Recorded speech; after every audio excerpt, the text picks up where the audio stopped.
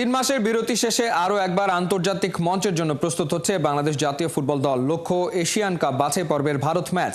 গুরুত্বপূর্ণ লড়াইয়ের আগে নিখুঁত অনুশীলন আর নিজেদের পারফরম্যান্স আরও ক্ষুরধার করতে বুধবার সৌদি আরব যাচ্ছেন জামাল ভুঁইয়ারা। দেশ ছাড়ার আগে তাই শেষবারের মতো বসুন্ধরা কিংস অ্যারেনায় চলছে প্র্যাকটিস সেশন। কোচ হাভিয়ার কাবরেরার স্ট্র্যাটেজিক্যাল ফিল্ড সেট আপ থেকে অ্যাটাকিং প্ল্যান সাজিয়েছেন রাকিব তপুদের নিয়ে। পাশাপাশি ক্লিনশিট রাখতে মিতুলদের নিয়ে ঘাম ঝরিয়েছেন গোলকিপার কোচ নুরুজ্জামান নয়ন। সৌদি আরবের উদ্দেশ্যে বাংলাদেশ দল দেশ ত্যাগ করবে বুধবার দুপুরে 1:55 12 দিনের অনুশীলন শেষে জামালরা দেশে ফিরবে 17 মার্চ। একদিন বাদে দেশে আসবেন বাংলাদেশ ফুটবলের নতুন সেন্সেশন ইংলিশ প্রিমিয়ার লিগ তারকা হামজা চৌধুরী। 19 মার্চ যোগ দেবেন দলের সাথে। সৌদি আরবের উদ্দেশ্যে দেশ ছাড়ার আগে নিজেদের সর্বোচ্চ লেভেলে প্রস্তুত করার প্রতিশ্রুতি দিয়েছেন কোচ থেকে শুরু করে ফুটবলাররা।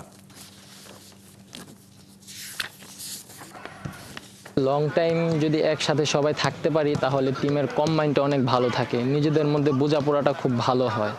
তো সবাই যদি আমরা আমাদের সবার জায়গা থেকে মাঠের ভিতরে যে ফুটবলটা খেলতে পারি, আমাদের কোচিং স্টাফের প্ল্যানিং অনুযায়ী ইনশাল্লাহ আমরা একটা ভালো পজিটিভ রেজাল্টের আশা করতেছি সবাই।